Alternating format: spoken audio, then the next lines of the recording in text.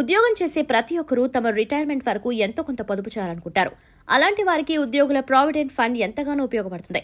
Employees provident funds చట్టం 1952తో EPF plan ను ప్రవేశపెట్టారు. ఈపీఎఫ్ ను ఉద్యోగుల భవిష్య నిధి సంస్థ నిర్వహిస్తుంది. దీనివల్ల ఉద్యోగులకు మంచి ప్రయోజనం లభిస్తుంది. ఉద్యోగులు తాము ప్రతి నెలా పొందే జీతంలో కొంత భాగం అంటే బేసిక్ ఆదాయంలో 12% ఈ పథకానికి చందాగా జమ చేయాల్సి ఉంటుంది. ఇంతే మొత్తాన్ని ఉద్యోగి పనిచేస్తున్న కంపెనీ జమ చేస్తుంది. దీనికి వడ్డీ కూడా చెల్లిస్తారు. రిటైర్ అయ్యే నాటికి ఉద్యోగి యజమాని జమ చేసిన మొత్తంతో పాటు వడ్డీ కూడా కలిపి చేతికందుతుంది.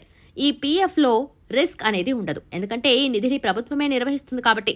అంతేకాకుండా నిర్దేశిత వడ్డీ రేటుకు హామీ ఇస్తుంది. ఒక సంస్థలో ఎంతమంది ఉద్యోగులుంటే వారికి ఈపీఎఫ్ ఖాతాలను తెరవాల్సి ఉంటుందన్న దానికి సంబంధించి ప్రత్యేక నిబంధనలు కూడా ఉన్నాయి. ఆ మేరకు ఉద్యోగులకు ఖాతాలను తెరవాలి. ఇక ఈపీఎఫ్ పై ప్రతి సంవత్సరం వడ్డీ రేటును సమీక్షిస్తుంటారు. దేశంలో ఉన్నటువంటి వడ్డీ రేట్లను బట్టి వడ్డీని ప్రకటిస్తారు. ఆ మేరకు ఈపీఎఫ్ సబ్స్క్రైబర్ల ఖాతాకు వడ్డీని జమ చేస్తారు. ఉపసంహరణ ఇలా: ఉద్యోగితో పాటు ఉద్యోగి పనిచేస్తున్న కంపెనీ ప్రతి నెలా జమ చేసే సొమ్ము కొన్నేళ్ల తర్వాత భారీ నిధిగా మారుతుంది. ఇది పదవీ విరమణ చేసిన తర్వాత అవసరాలకు ఎంతగానో దోహదపడుతుంది. 58 ఏళ్లు వచ్చిన తర్వాత మొత్తం ఈపీఎఫ్ ను తీసుకోవడానికి అవకాశం ఉంటుంది. నిబంధనలకు లోబడి ఈపీఎఫ్ ఖాతా నుంచి అంతకన్నా ముందుగా కూడా కొంత మొత్తం తీసుకోవడానికి అవకాశం కల్పించారు. వైద్య ఖర్చులు, వివాహం, గృహ రుణ చెల్లింపు, ఇళ్లు లేదా భూమి కొనుగోలు చేయాలనుకున్న సమయంలో ఈపీఎఫ్ ఖాతాలోని సొమ్మును తీసుకునే వెసులుబాటు ఉంటుంది. ఉద్యోగి తన 5 ఏళ్ల సర్వీసు పూర్తి చేసుకున్న తర్వాత పాక్షికంగా సొమ్మును తీసుకునే అవకాశం ఉంటుంది. ఇటీవల కరోనా మూలంగా ఉద్యోగులు తమ ఈపీఎఫ్ ఖాతా నుంచి సొమ్మును తీసుకునే అవకాశం కల్పించారు. ఒకవేళ ఉద్యోగం కోల్పోయి నెల రోజుల పాటు నిరుద్యోగిగా ఉన్న సమయంలో ఈపీఎఫ్ నుంచి 75% వరకు సొమ్ము తీసుకునేందుకు ఆస్కారం ఉంటుంది.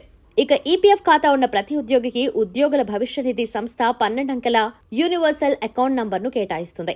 ఇది ఉద్యోగికి జీవితకాలం పనిచేస్తుంది. ఉద్యోగం మారిన ప్రతిసారి ఈపీఎఫ్ ఖాతా నుంచి సొమ్ము తీసుకోవాల్సిన అవసరం లేకుండా యూఏఎన్తో పాత సంస్థ నుంచి కొత్త సంస్థకు మారిపోవచ్చు. దీనివల్ల ఈపీఎఫ్ నిధి నుంచి సొమ్ము తీసుకోకుండా రిటైర్మెంట్ వరకు పెంచుకుంటూ వెళ్లొచ్చు. యూఏఎన్ ద్వారా మీ పీఎఫ్ ఖాతాలోని సొమ్ము వివరాలను కూడా సులభంగా తెలుసుకోవచ్చు. ఈపీఎఫ్ వెబ్సైట్స్ లోకి వెళ్లి యూఏఎన్ నంబర్, పాస్వర్డ్ ను ఎంటర్ చేసి మీ పీఎఫ్ ఖాతాకు సంబంధించిన పూర్తి వివరాలు తెలుసుకోవచ్చు. అందులోని అవర్ సర్వీసెస్ లో మెంబర్ పాస్ బుక్ ఆప్షన్ ని ఎంచుకుంటే మీ పాస్ బుక్ లోని నిల్వను చూసుకోవచ్చు. అవసరమైతే డౌన్లోడ్ కూడా చేసుకోవచ్చు.